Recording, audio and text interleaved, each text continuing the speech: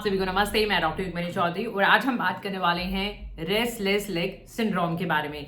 या फिर हम ये बात करें, कभी एक्सपीरियंस करा होगा कि एक जो पैर को हिलाने की हैबिट होती है, पैर को हिलाने की जो आदत होती है, कंट्रोलेबल एक अर्ज जो बनी रहती है जिसमें आप लगातार अपने पैरों को हिलाते रहते हैं, जिसको हम रेस्टलेस लेग सिंड्रोम कहते हैं। तो ये एक तरह का न्यूरोलॉजिकल कंडीशन है। ज्यादातर ऐसा नाइट में देखा जाता है या फिर जब आप रेस्ट कर रहे होते हैं, डे टाइम पे जब आप रेस्ट कर रहे होते हैं, या फिर स्लीप टाइम में, नाइट टाइम में ये देखा जाता है। क्या अदर सिम्टम होते हैं इसके साथ साथ, और क्या सिम्टम्स देखे जाते हैं? देखिए, बताना चाहेंगे, एक तो अर्ज तो बनी रहती है कि आप पैर को हिलाते हैं, उसके साथ साथ आपको जो है एक अनप्लेजेंट सेंसेशन भी देखा जाता है, यानी कुछ क्रॉलिंग टाइप पे, जैसे कुछ चींटियां चल रही हैं फॉर्मिकेशन टाइप में, या फिर इंसेक्ट क्रॉलिंग है। इसके पीछे कॉजेस क्या है, कहना चाहेंगे इसके पीछे कॉजेस क्या है, वजह क्या है कि क्यों ऐसा देखा जाता है कि आप जो है पैर को कॉन्स्टेंटली मूव करते रहते हैं। तो हम बताना चाहेंगे कि कुछ जो है जेनेटिक प्रीडिस्पोजिशंस हैं, यानी ये प्रॉब्लम फैमिली में भी रन करती है, जेनेटिक भी इसके लिए ब्लेम करे जाते हैं, और इन्वायरमेंटल ट्रिगर्स होते हैं कुछ। हम यहाँ पे बात करना चाहेंगे सबसे पहले जेनेटिक्स की। देखिए, जेनेटिक्स ये फैमिली में भी रन करती है प्रॉब्लम, और ऐसा देखा गया है प्रैक्टिकली कि मोर देन 5 जीन वेरिएशंस देखे गए हैं जो कि फैमिली में रन करते हैं। यहाँ पे देखिए, low level of iron brain में अगर हम बात करें आयरन लेवल्स की, तो ऐसे केसेस में कई बार ब्रेन में आयरन के लेवल्स लो देखे जाते हैं, कम देखे जाते हैं, बट जब ब्लड टेस्ट कराते हैं तो नॉर्मल आते हैं, बट ब्रेन के आयरन लेवल लो देखे जाते हैं। Disruption of dopamine pathway. देखिए, डोपामाइन जो एक तरह का न्यूरोट्रांसमीटर है, उसके पाथवे में डिसरप्शन देखे जाना, इम्बैलेंस देखे जाना। और पार्किंसन डिजीज की अगर हम बात करें तो उसमें भी ऐसा देखा जाता है। तो पार्किंसन डिजीज के केसेस में भी ऐसा देखा जाता है।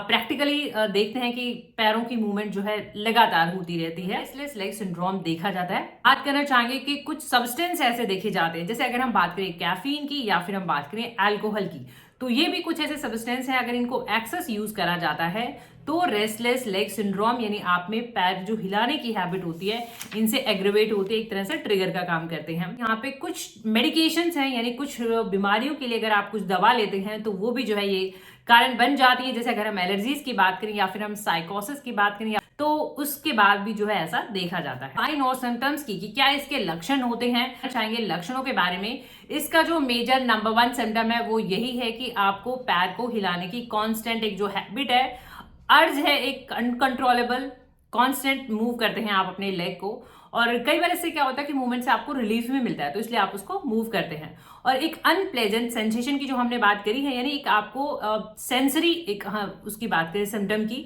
तो आपको ऐसा लगता है जैसे चींटियां चल रही हैं या फिर जो है कुछ चलता हुआ इंसेक्ट चल रहा है वहां पे, तो ऐसा एक टिंगलिंग सा, क्रॉलिंग सा एक सेंसेशन आपको, और कई बार स्ट्रेचिंग सा भी लगता है। बताना चाहेंगे इसके माइल्ड केस और सीवियर केस की। माइल्ड और मॉडरेट जो केसेस होते हैं जिनमें बहुत कम सिम्टम्स आपके होते हैं, जैसे सिर्फ रेस्टलेस लेग ही देखा जाता है या फिर एक सेंसेशन देखी जाती है, तो कई बार ऐसा भी मिसअंडरस्टैंड कर लिया जाता है कि जो है आप एंजाइटी हो सकती है आपको, या फिर डिप्रेशन या फिर स्ट्रेस के केसेस में एक न्यूरोलॉजिकल कंडीशन ऐसा हो सकता है। बट जब इसका केस एक सीवियर केस हो जाता है तो ये सिम्टम्स जो है बहुत ही चैलेंजिंग हो जाते हैं। सिम्टम्स जो है माइल्ड और मॉडरेट केसेस में सिम्टम्स ऑन एंड ऑफ आते हैं और चले जाते हैं। जैसे अगर हम बात करें रेस्टलेस लेग है, पैरों को हिलाने की आदत है, या फिर एक एबनॉर्मल अनप्लेजेंट सेंसेशन जो आपको होती है चींटियों जैसे चलने वाली, माइल्ड और मॉडरेट केसेस में सिम्टम्स आते हैं और चले जाते हैं, बेटर भी हो जाते हैं कई बारी। बट जो सीवियर केसेस होते हैं जिसमें लगातार ये सिम्टम्स बने रहते हैं, पैर हिलाने की हैबिट है, साथ में एक अनप्लेजेंट सेंसेशन है, तो ये सिम्टम्स सीवियर केसेस में काफी चैलेंजिंग हो जाते हैं और ट्रीटमेंट रिक्वायर्ड हो जाता है। देखिए, ज्यादातर केसेस में तो ये बायलैटरल होता है, यानी दोनों साइड ही देखा जाता है, बट कुछ कुछ केसेस में ये वन साइडेड यूनिलैटरल भी हो सकता है। मूवमेंट से आपको रिलीफ मिलता है, जैसे आप लेग मूव करते हैं इसलिए आप लेग को मूव करते हैं, तो वो एक हैबिट डेवलप हो जाती है। फिर हम बात करना चाहेंगे, ये एज के साथ साथ वर्स भी होता है, जैसे जैसे एज होती है उसके साथ साथ ये बढ़ता है। वैसे ये कोई एज क्राइटेरिया की अगर हम बात करें तो एज कोई हर एज ग्रुप को ये अफेक्ट कर सकता है, बट ज्यादातर मिडिल एज में ऐसा देखा जाता है। और महिलाएं ट्वाइस अफेक्ट होती हैं इससे, महिलाओं में ये ट्वाइस डबल देखा जाता है जस्ट, यानी महिलाएं ज्यादातर इससे प्रभावित। फिर हम बात करना चाहेंगे इसके जो है डायग्नोसिस पार्ट की, कि इसकी जांच कैसे की जाती है, कि कैसे कंफर्म होता है कि रेस्टलेस लेग सिंड्रोम है। देखिए, इसके लिए कोई सिंगल टेस्ट नहीं होता है, कोई डेफिनेटिव टेस्ट भी नहीं है कि आप सिंगल टेस्ट करा लें। पूरा एक असेसमेंट रहेगा आपका, रूलिंग आउट रहेगा अदर प्रॉब्लम का पूरा, कि आप के न्यूरोलॉजिकल टेस्ट होंगे, आपके फिजिकल एग्जामिनेशन होगा, कंप्लीट सिम्टम्स रहेंगे। जो चीफ और की नोट सिम्टम्स हैं, की सिम्टम्स की अगर हम बात करें तो वो यही है कि आप कॉन्स्टेंटली अपना पैर मूव करते हैं और मूवमेंट लगातार होती रहती है और एक अनप्लेजेंट सेंसेशन जो है वो देखी जाती है।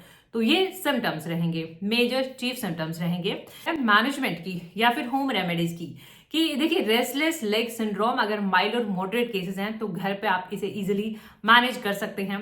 न्यूरोलॉजिकल कंडीशन है वैसे ये, और देखिए बताना चाहेंगे सबसे पहले तो जो ऐसे सब्सटेंस हैं जो ट्रिगर कर रहे हैं आप उनको अवॉइड करें, रिड्यूस करें या फिर एलिमिनेट कर दें। जैसे कैफीन है, एल्कोहल है, टोबैको है, आप इनको एलिमिनेट करें या फिर रिड्यूस करें। फिर बात करना चाहेंगे सर्कुलेशन की। देखिए सर्कुलेशन से भी बहुत फर्क देखा जाता है।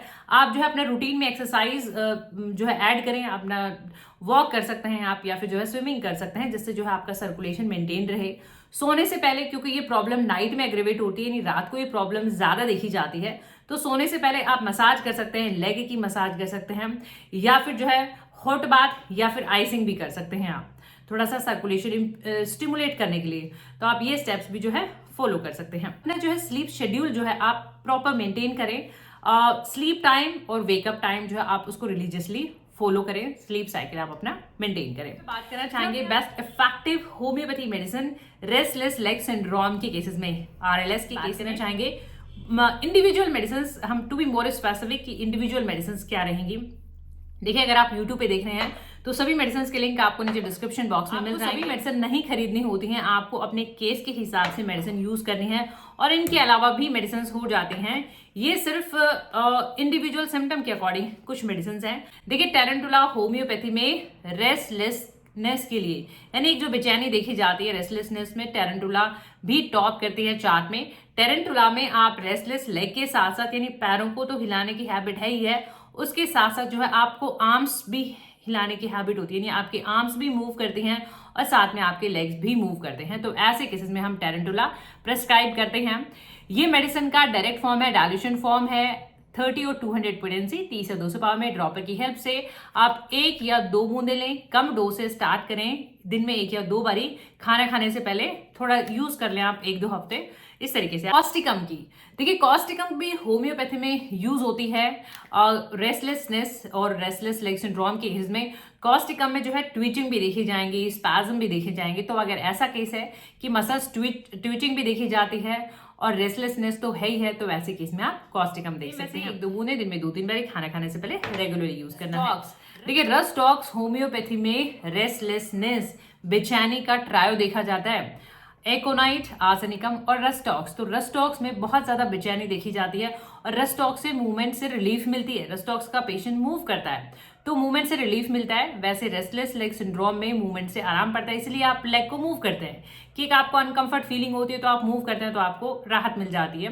तो रस्टॉक्स में ये सिम्टम देखा जाएगा, बेचैनी भी देखी जाएगी और मस्कुलर पेन भी देखा जाएगा। तो ऐसे केस में आप रस्टॉक्स देख सकते हैं।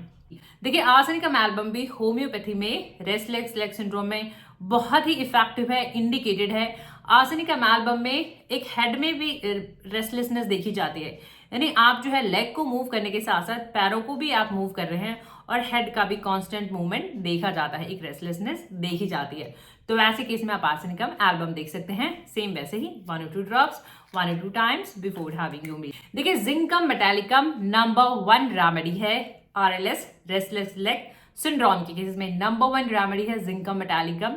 जिंकम मेटालिकम में ट्विचिंग, स्पैज्म, कन्वर्जेंस और न्यूरोलॉजिकल डिसऑर्डर। न्यूरोलॉजिकल डिसऑर्डर में जिंकम बहुत अच्छा काम करती है, तो वैसे केसेस में आप जिंकम मेटालिकम देख सकते हैं। 1 or 2 drops 1 or 2 times before having your meal. ये सभी मेडिसिन के लिंक आपको नीचे डिस्क्रिप्शन बॉक्स में मिल जाएंगे अगर आप यूट्यूब पे देख रहे हैं।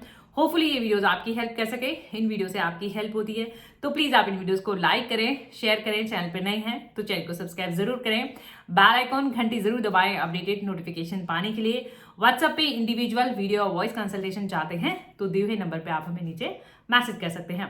Thank you for your time, thank you for watching, keep supporting, thank you so much, thank you.